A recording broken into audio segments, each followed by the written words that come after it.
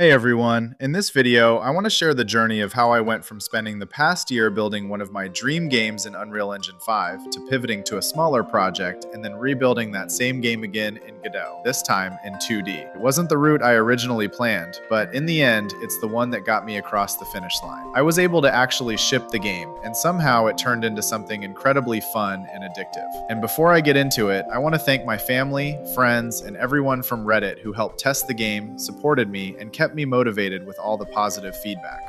This game actually didn't start as Dark Fantasy Tower Defense. It started as a much rougher idea called Grid Paper Defense. At the time, I was building it in Unreal Engine 5, and originally it was going to be 3D. I liked the idea on paper. A grid-based tower defense game, but with more presence, more scale, more atmosphere. But pretty quickly, I started running into a problem. The idea sounded cool. The reality was, I wasn't ready for the challenges of a game like this in Unreal Engine 5. The early version had the foundation of what I wanted: strategic placement, pathing, upgrades, and that satisfying feeling of building a defense line and watching it work.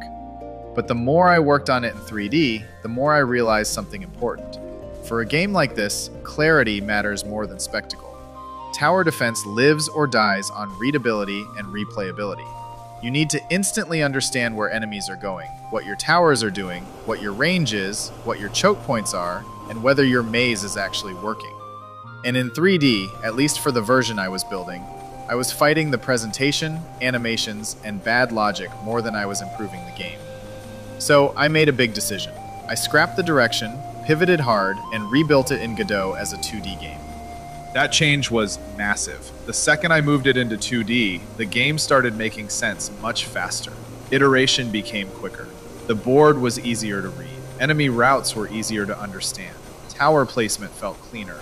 And most importantly, I was able to get to a working prototype way faster. That was the turning point. What started as grid paper defense slowly evolved into something with a much stronger identity.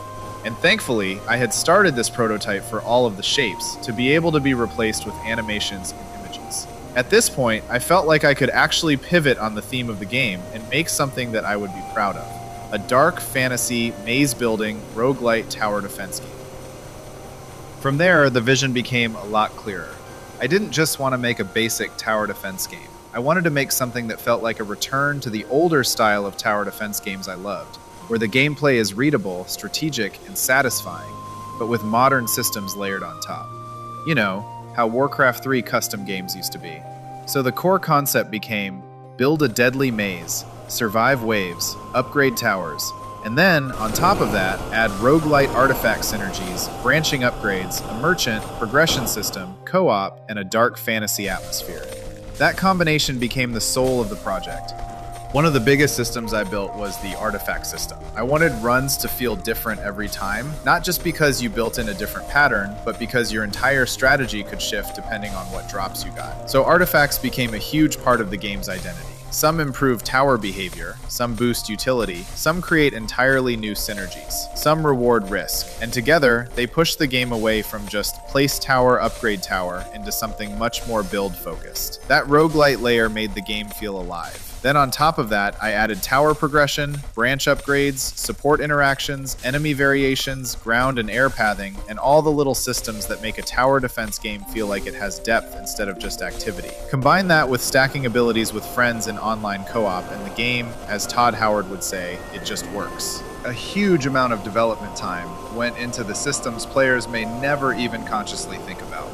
Things like pathfinding, placement validation, making sure players can't break or block routes, making sure the maze still works, making sure flying enemies behave correctly and have enough variation to make them interesting, making sure saved games load correctly and saves player progression, and making sure all of those rules stay consistent no matter what state the match is in. Steam cloud saves, Steam achievements, game encryption, and more.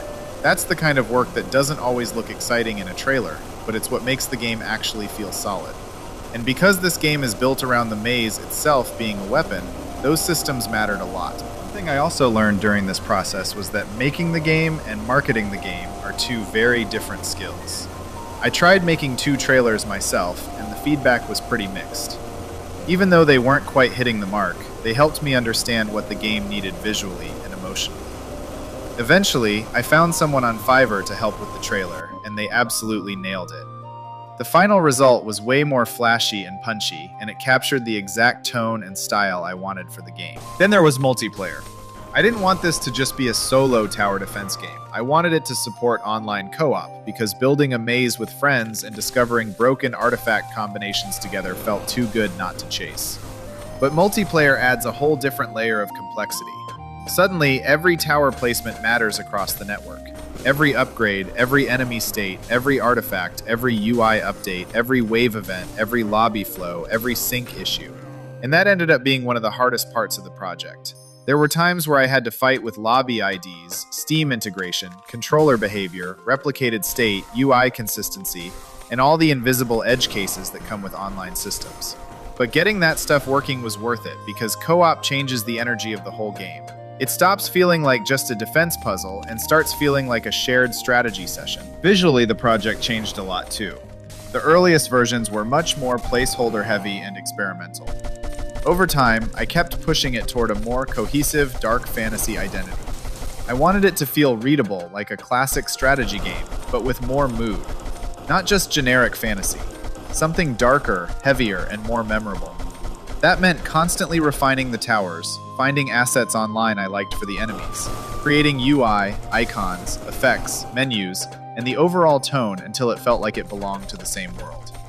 By this point, I've built, purchased, and polished hundreds of unique assets for the game, and after days and days of learning, tweaking, and refining everything, it started to look like something real, and it looked pretty cool. Honestly, that's probably the part of game development that people underestimate the most.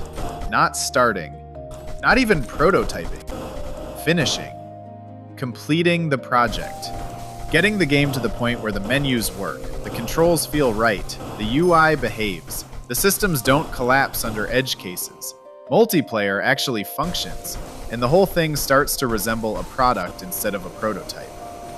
A lot of this project was not glamorous.